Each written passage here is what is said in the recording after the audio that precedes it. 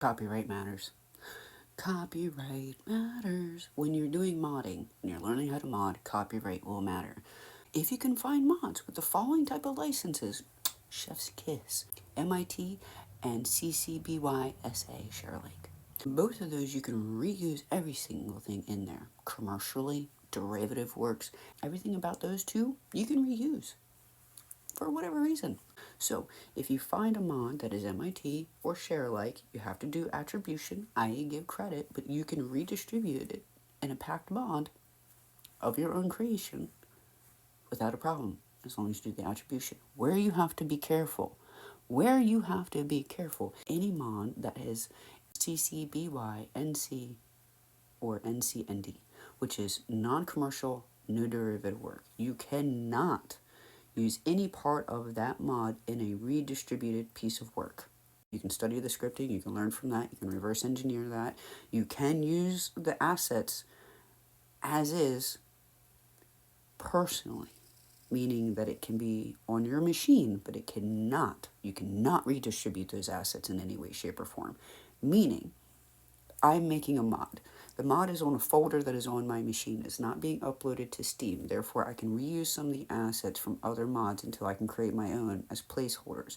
But until I remove every asset that is not MIT, ShareAlike, or my own, it cannot be distributed to the public. I can do walkthroughs. I can teach you how I'm doing it. And I will be using all of these things as part of showing you how I'm creating this entire... I keep saying it's a mod, but it's an expansion pack. It's so big. It's such a big mod that it's actually kind of an expansion pack. Now that I've kind of like sat down and really thought about it, it's more of an expansion pack than it is a singular mod. So it's kind of like a full overhaul. So that being said, during my testing, there are going to be things that you're going to see that you can't use.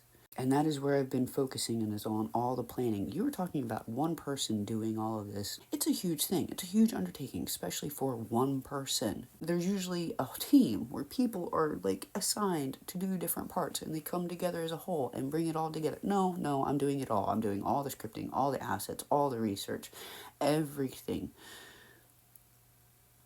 And from a starting point of never having made a mod before and not knowing C# at all, but being able to just kind of like read code and understand code, because it's a language. I mean, it makes sense. It's logic. It's just logic.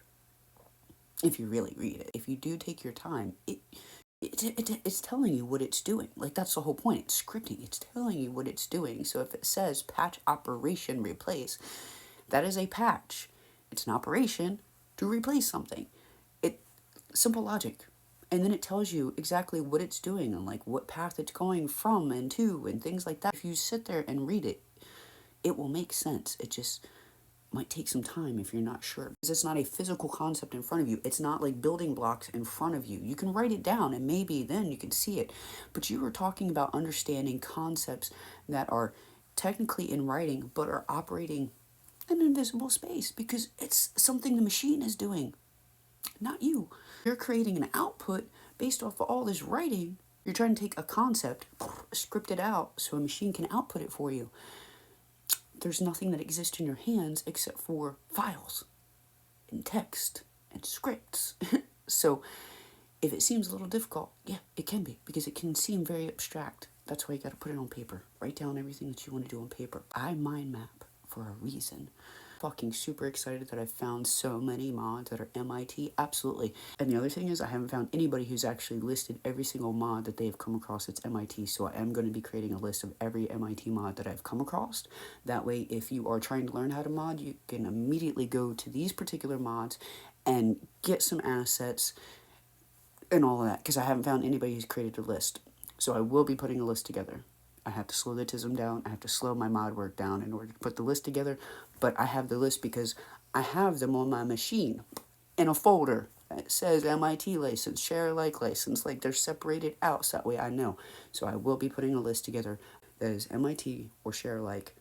That way, if you want to learn how to mod, you have some assets and scripts that you can immediately start working with that only require attribution and that will alleviate any stress that you have about copyright. Cool? Cool.